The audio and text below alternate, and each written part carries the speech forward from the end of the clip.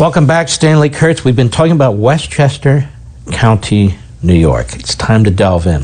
What did the Obama-Biden administration do to that county in New York? Well, Mark, Westchester County, you could say, was the guinea pig of sorts for the affirmatively furthering fair housing regulation. Now, keep in mind that Westchester County is the fourth most diverse county in New York State. Around 2016, Westchester County had about 40% of its population were black or Hispanic. So this is a very diverse county, and yet a civil rights suit was filed against Westchester County claiming not that they had had any housing discrimination, which is what the Fair Housing Act forbids, but claiming instead that they had falsely promised when they received their HUD grant to affirmatively further fair housing. And the lawsuit used this expansive definition of affirmatively furthering fair housing, which had nothing to do with actually discriminating. And it was never even alleged that there was housing discrimination, but rather that the district simply hadn't done enough to create demographic diversity in every part of the district. Now, as I said, Westchester is highly diverse, but there are some somewhat less diverse enclaves. For example, Chappaqua, where Bill and Hillary Clinton live. But that is not because of housing discrimination, but because of economics. It's very expensive to live in Chappaqua. And the way to approach that is to make all Americans more prosperous, which is something that President Trump has been doing. That's the way to handle this, not some massive social engineering effort.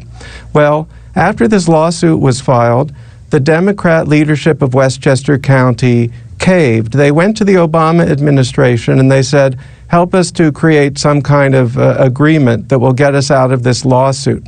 They should have fought it, but instead they turned to the Obama administration.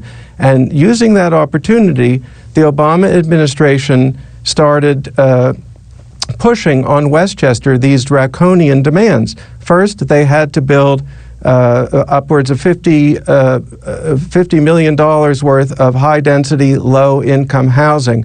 Then they started pressing them to force the municipalities within Westchester to remove their single-family zoning regulations. Then this high-density, low-income housing had to be what's called affirmatively advertised. They couldn't just advertise it generally. They had to go particularly to neighborhoods that were not only minority but were poor and advertise the housing there. So in other words, they were effectively being forced to abolish their own laws and to spend tens of millions of dollars on people who didn't even live in the county with their own tax revenue. So it really was a kind of federal takeover. And that was just the beginning, because we're talking now about 750 units of high-density, low-income housing, but HUD, using an academic study, later indicated that the ideal solution and the one it would work toward in the long term was the building of 10,000 units of high-density, low-income housing. And if you actually tried to calculate out the taxing on that, it could potentially raise the taxes on people in Westchester by a factor of 1 or 2. In other words, 100 or 200% increase of taxes just to pay for all that. And that's the dry run for what every suburb in the country would be subjected to under AFFH. And of course, this is really targeted in so many ways, but targeted on eliminating single-family homes, isn't it?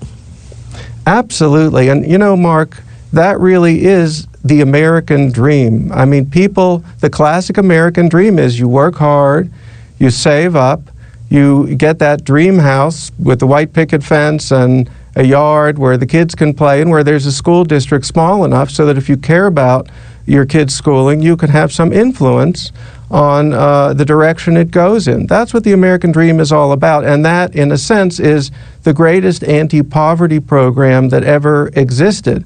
It's the motivation that Americans have to save up and better themselves by moving out where there's affordable land to raise a family that drives the economy, that prevents us from having the kind of class warfare that has typified Europe. But from the perspective of the left-leaning Democratic faction that favors AFFH, what we call the American dream is really a kind of greed and selfishness and even bigotry. So there's a radical difference here, and it's going to be on the ballot this November.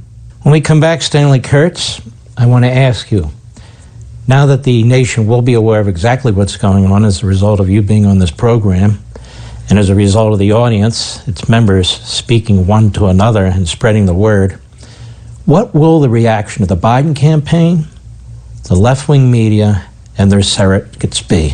I have a prediction. We'll be right back.